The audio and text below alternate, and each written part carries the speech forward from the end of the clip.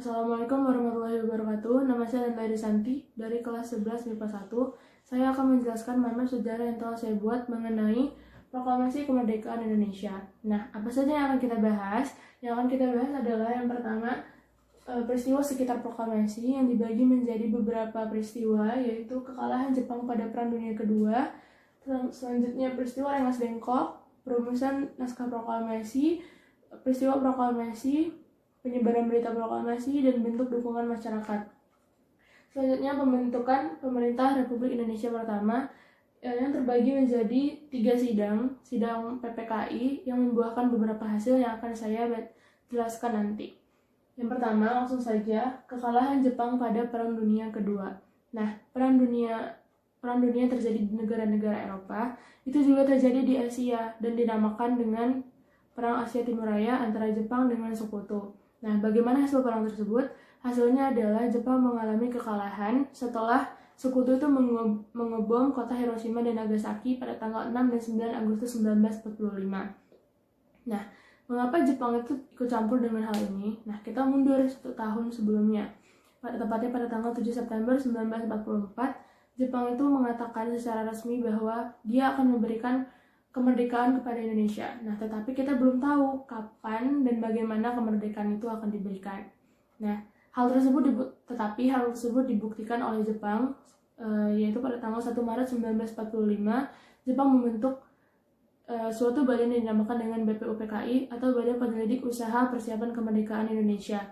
Sesuai dengan namanya, badan ini bertugas untuk menyelidiki dan mempersiapkan kemerdekaan Indonesia.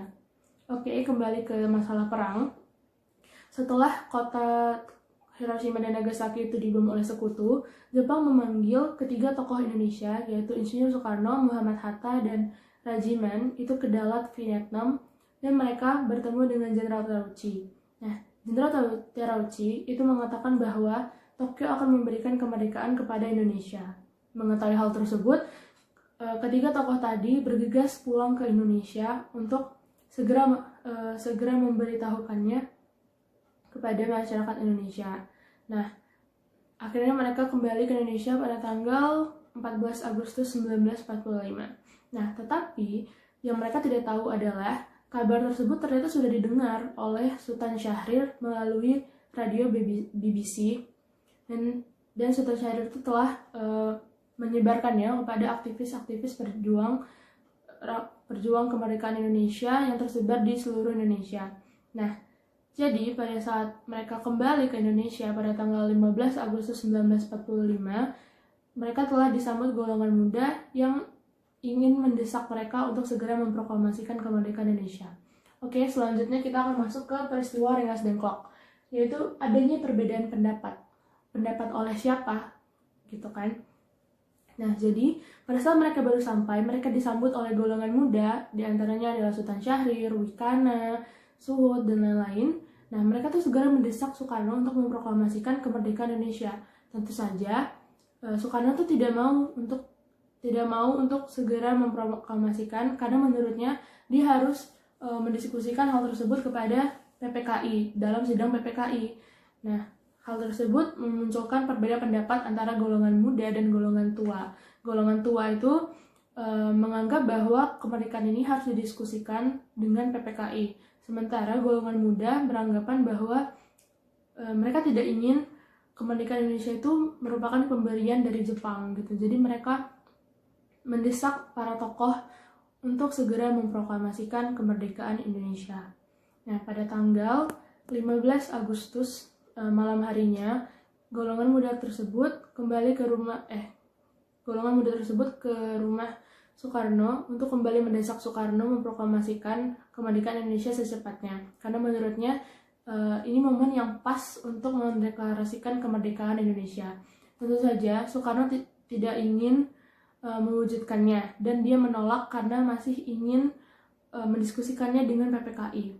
Hal tersebut memicu golongan muda untuk keesokan harinya, tepatnya pada dini hari tanggal 16 Agustus 1945, Soekarno dan Hatta itu dijemput paksa atau dijemput paksa ke Rengas Dengklok. Nah, inilah peristiwa dinamakan dengan Rengas Dengklok. Peristiwa Rengas Dengklok. Nah, Sementara mereka di Rengas Dengklok, di Jakarta, Ahmad Subarjo itu mengadakan perundingan dengan golongan muda untuk mencapai kesepakatan. Nah, dia mengatakan pada golongan muda bahwa mereka menjanjikan akan melaksanakan proklamasi itu selambat-lambatnya tanggal 17 Agustus 1945. Nah, kemudian golongan muda setuju dan akhirnya mereka ke Rengas Dengklok untuk menjemput Soekarno dan Hatta pulang ke Jakarta. Nah, setelah tiba di Jakarta, mereka awalnya bingung harus menyusun proklamasi itu di mana. Nah, kemudian Ahmad Subarjo itu memberi usul bahwa bagaimana kalau di rumah temannya saja, yaitu Laksamana Maeda, seorang laksamana angkatan laut dari Jepang yang mendukung kemerdekaan Indonesia. Nah, karena dinilai rumah tersebut aman, maka mereka setuju untuk membuat proklamasi di rumah Laksamana Maeda. Nah, selanjutnya itu ada tokoh-tokoh penyusunnya. Tokoh-tokoh penyusun proklamasi itu ada 3, yaitu Soekarno, Hatta, dan Ahmad Subarjo. Mereka menyusun proklamasi itu di ruang makan di rumah Laksamana Maeda. Nah, selanjutnya naskah yang sudah jadi tersebut diketik oleh Sayuti Melik dan kemudian ditandatangani oleh Soekarno-Hatta atas nama bangsa Indonesia. Selanjutnya, setelah perumusan naskah proklamasi, kemudian keesokan harinya pada tanggal 17 Agustus 1945 dilaksanakanlah pembacaan teks proklamasi di depan lapangan rumah Soekarno di Jalan Pegangsaan Timur nomor 56 Jakarta Pusat. Nah, sebenarnya sebelumnya itu peristiwa proklamasi itu ingin dilakukan di lapangan Ikada, tetapi lapangan tersebut tuh dinilai mungkin kurang kondusif karena akan dijaga oleh tentara-tentara Jepang, sehingga ditetapkanlah rumah Soekarno sebagai tempat proklamasi karena dinilai aman dan juga cukup memadai. Nah, ada beberapa tokoh yang berkontribusi, contohnya seperti Suhut yang mencari tiang atau dari bambu untuk melakukan upacara bendera. Selanjutnya juga ada Ibu Fatmawati yang menjahit bendera merah putih pertama kali, dan lain-lain. Nah, kemudian apa sih arti penting proklamasi? Nah, proklamasi ini sangat penting bagi bangsa Indonesia karena peristiwa proklamasi ini merupakan titik puncak dari perjuangan kemerdekaan Indonesia. Hari lahirnya proklamasi atau hari proklamasi ini menandakan hari lahirnya Negara Kesatuan Republik Indonesia. Jadi peristiwa proklamasi ini sangat penting dan kita peringati setiap tahunnya. Selanjutnya, setelah proklamasi itu dibacakan, nah bagaimana cara menyebarkannya kepada seluruh rakyat Indonesia? Karena pada saat itu belum ada internet ataupun HP yang memadai ya untuk menyebarkannya secara luas seperti sekarang kan. Nah, yang pertama itu ada siaran radio di kantor berita Domei, tetapi sayangnya kemudian kantor berita tersebut ditutup oleh Jepang. Nah, tetapi para pejuang ini tidak kehabisan akal. Mereka tetap menyebarkannya dengan cara dari media cetak, contohnya seperti poster, pamflet, surat kabar, dan lain-lain. Dan juga ada utusan daerah, yaitu utusan-utusan dari PPKI yang tersebar di seluruh Indonesia. Dan kemudian juga ada coretan-coretan di gerbong rel kereta ataupun di dinding-dinding yang menyatakan Indonesia merdeka atau dan lain-lain. Nah, jadi saat orang melihatnya, oh, proklamasi sudah dilaksanakan. Jadi pada saat gerbong itu lewat dan orang melihat, mereka bisa tahu kalau proklamasi itu sudah dilaksanakan begitu. Nah, bagaimana dukungan masyarakat terhadap proklamasi ini? Yang pertama adalah dari golongan muda. Nah, para golongan muda ini masuk ke badan-badan revolusioner untuk mempertahankan kemerdekaan Indonesia. Dan selanjutnya penguasa daerah, contohnya Sri Sultan Hamengkubuwono dari Yogyakarta yang menyatakan siap untuk bergabung di NKRI. Begitu. Dan kemudian juga ada dari mantan prajurit PETA dan Heiho, mereka bergabung untuk menjadi tentara atau untuk menjaga keamanan Indonesia begitu. Selanjutnya ada pembentukan pemerintah Republik Indonesia pertama. Nah, pada saat setelah proklamasi kita harus segera membentuk pemerintahan Republik Indonesia. Nah, peristiwa ini dibagi menjadi beberapa peristiwa.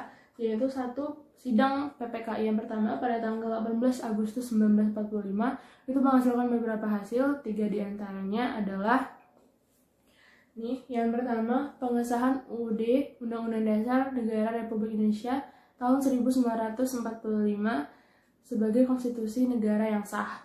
Selanjutnya, pemilihan presiden dan wakil presiden, yaitu Susilo Soekarno sebagai presiden dan Muhammad Hatta sebagai wakil presiden.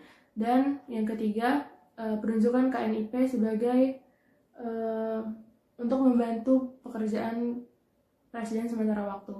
Selanjutnya, sidang kedua PPKI tanggal 19 Agustus 1945 itu menghasilkan beberapa hasil. Yang satu, pembagian wilayah administrasi, yaitu ada 8 daerah administrasi. Yang pertama ada Maluku, Borneo atau Kalimantan, Sulawesi, Sunda Kecil, Sumatera, Jawa Tengah, Jawa Barat, dan Jawa Timur. Dan lalu pembagian kementerian itu kalau saya tidak salah itu ada 12 kementerian. Contohnya adalah Menteri Pengajaran itu Ki Hajar Dewantara, dan Menteri Luar Negeri itu Ahmad Subarjo. Selanjutnya ada 4 menteri negara, contohnya adalah Bapak Otto Iskandar Dinata, dan kemudian 4 pejabat negara, contohnya adalah Mr. Dr. Kusuma Atmaja sebagai Ketua Mahkamah Agung. Nah, kemudian sidang PPKI tanggal 22 Agustus 1945. Nah, ini menghasilkan beberapa hasil, itu merupakan pembentukan beberapa organisasi atau badan yang dapat menunjang pemerintahan Indonesia. Itu yang pertama, membentuk Komite Nasional Indonesia Pusat atau KNIP. Itu kalau sekarang itu seperti lembaga legislatif seperti DPR atau MPR. Yang kedua itu membentuk Partai Nasional Indonesia atau PNI. Ini dimaksudkan sebagai partai tunggal di Indonesia untuk menampung aspirasi dari masyarakat. Dan yang ketiga adalah membentuk Badan Keamanan Rakyat atau BKR. Ini sebagai organisasi untuk keamanan rakyat. Nah, dalam perkembangannya, BKR ini mengalami beberapa perubahan. Yang pertama, dia berubah menjadi TKR, Tentara Keamanan Rakyat, kemudian berubah lagi menjadi Tentara Keselamatan Rakyat, berubah lagi menjadi Tentara Republik Indonesia, dan kemudian yang terakhir berubah menjadi Tentara Nasional Indonesia sampai sekarang. Sekian penjelasan proklamasi kemerdekaan Indonesia dari saya, kurang lebihnya mohon maaf. Wassalamualaikum warahmatullahi wabarakatuh.